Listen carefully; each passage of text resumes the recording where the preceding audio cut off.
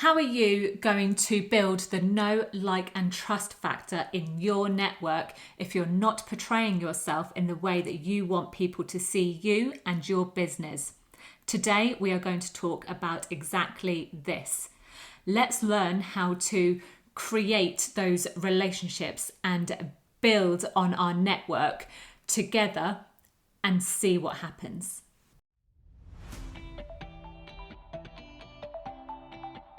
Hello, you're listening to the Courageous Goals podcast.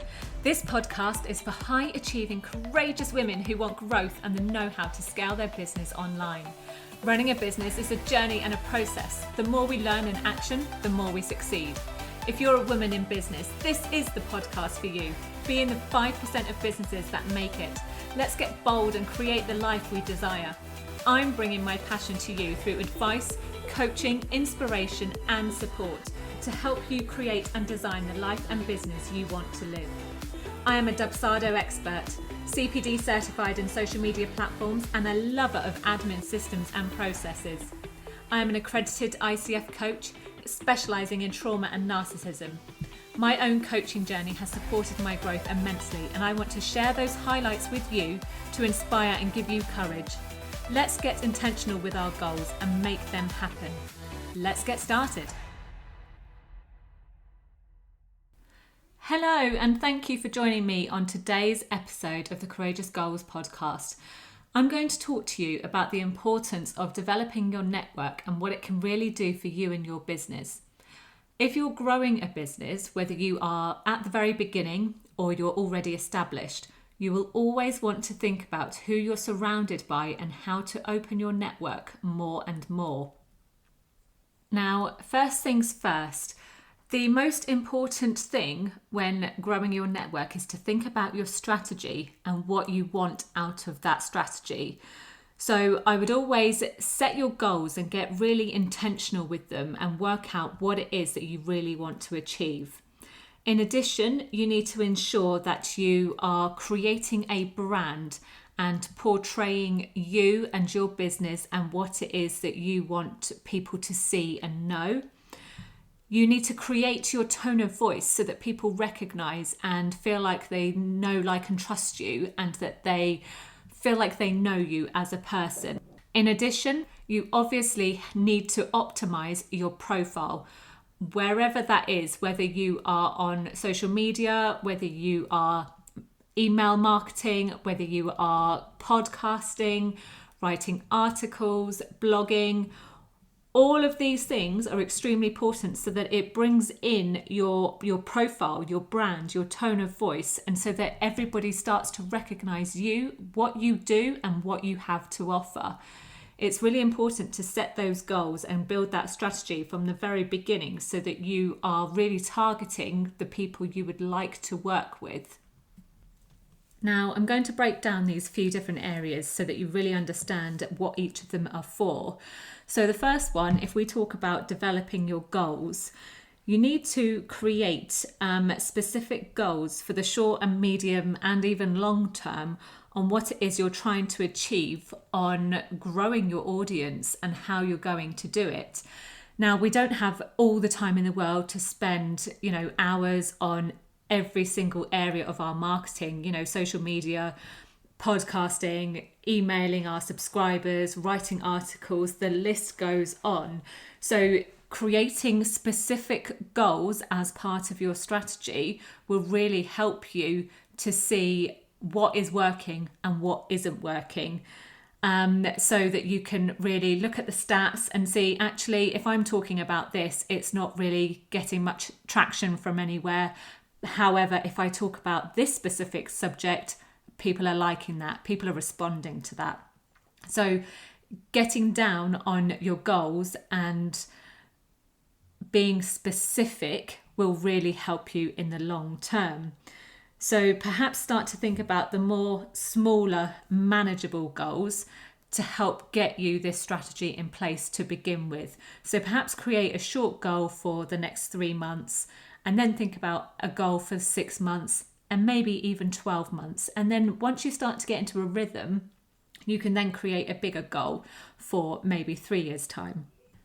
So when thinking about a goal in order to grow your audience and grow your network, really think about what it is that you want to achieve. Like, how big do you want your network to be, and where do you think that network will be? Where do you like spending most of your time?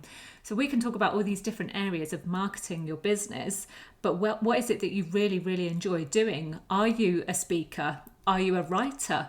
Are you more of an online person and you like to be in the background?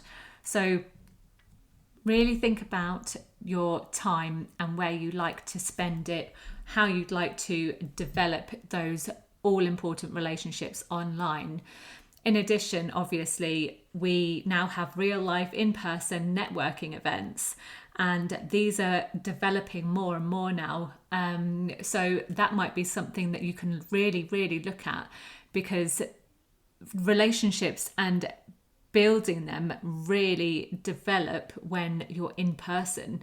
You know, there's only so much you can do and know a person online. So meeting them face to face is so, so different.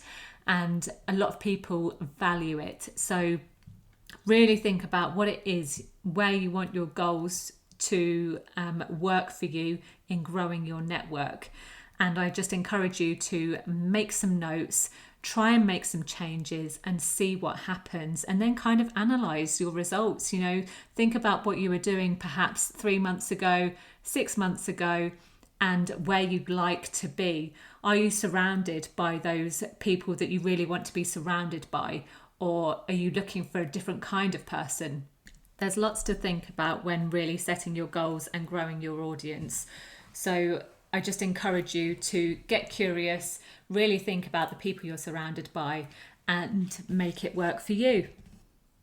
Now, the next thing to talk about is your brand and your branding when growing your audience. So all of these people are really getting to know you, and they're building that know, like, and trust factor.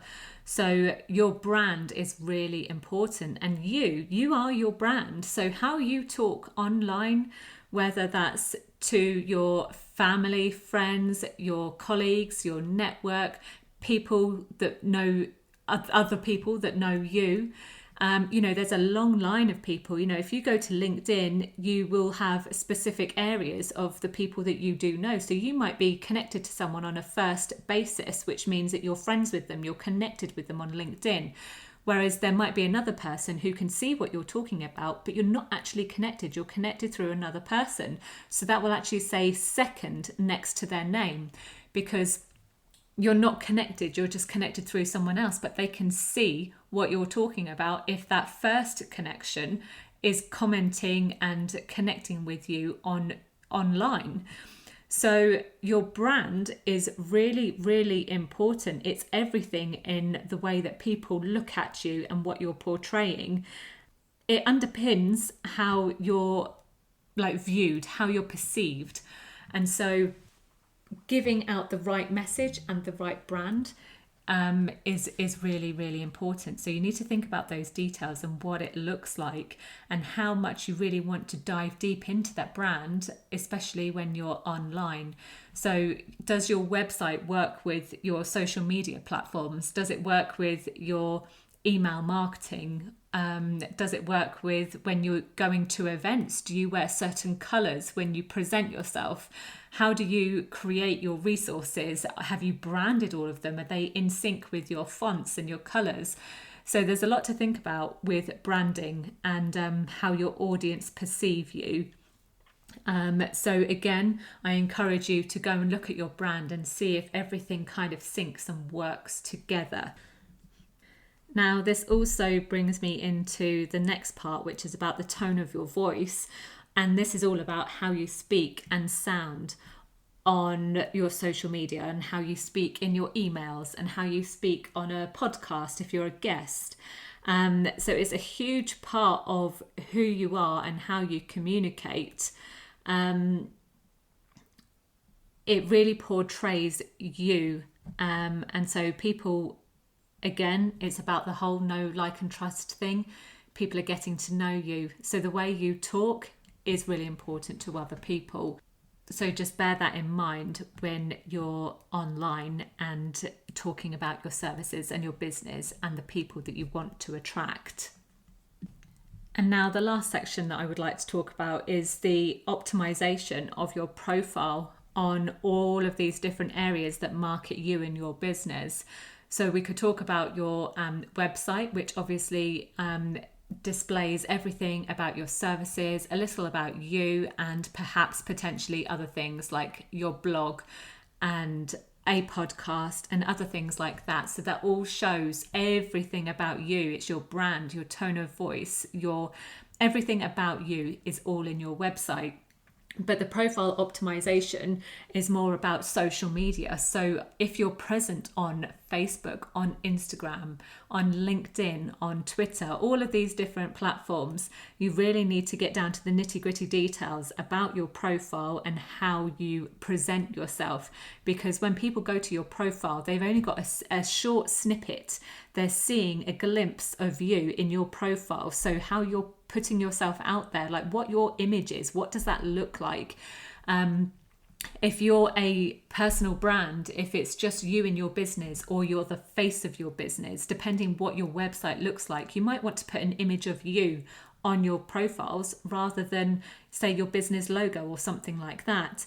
And then you need to get into the details about your name and your bio, as well as any links you put out there. You know, for Instagram, for instance, Instagram is quite seen as a portfolio. So for me, I have a lot of connections on Facebook and I build my relationships on there and my network is quite big. However, on Instagram, it tends to be the place where people go because they're looking at your portfolio, they're looking at your bio, they're looking at your CV. It's your history, it's what you're talking about, it's what you're doing. And depending on what you actually put out there, if you're like me, you might talk about your business, you might talk about services, you might give away free things, you might talk about your personal life, what you're up to today. You might also even put every single side of you out there, as in, you know, I'm having a bad day today, I haven't got anything done. So it really, you know, it's up to you whether you want to put out the real parts of you or if you just want to put out your business. So it's how well you want people to really know you. So really think about how you present yourself on social media and what your profile looks like. So I would like to challenge you to perhaps spend 10 minutes on all the different platforms that you're on social media, and grab a cup of tea if that's what you want to do, and look at each profile and really see, is it working for you? Try and view it from an outsider's point of view, or even ask a friend and see what they think when they go to your profile. What do they see? What does it tell you? Do you come across as professional? Do you come across as not so bothered about my profile, it is what it is? Or do you come across very open, chatty, and you know, you've got that whole know, like and trust factor going on and it's working for you? How do you come across to people? So take some time, look at your different platforms, look at all the places that you market yourself, and really understand how you're putting yourself out there and how it is looking to other people. And that will really help you get to grips with who you're attracting. So with these 4 different areas, once you've kind of started to look at all of these and really think, right now, I feel like I've got these in a good place, you can now start to really look at developing your network and realize the importance of it and what it can do for you and your business. You know, you've got all of these things in place. You're portraying your brand in the way that you want to do it. So now let's get to work on creating and developing connections. So how are you going to do that?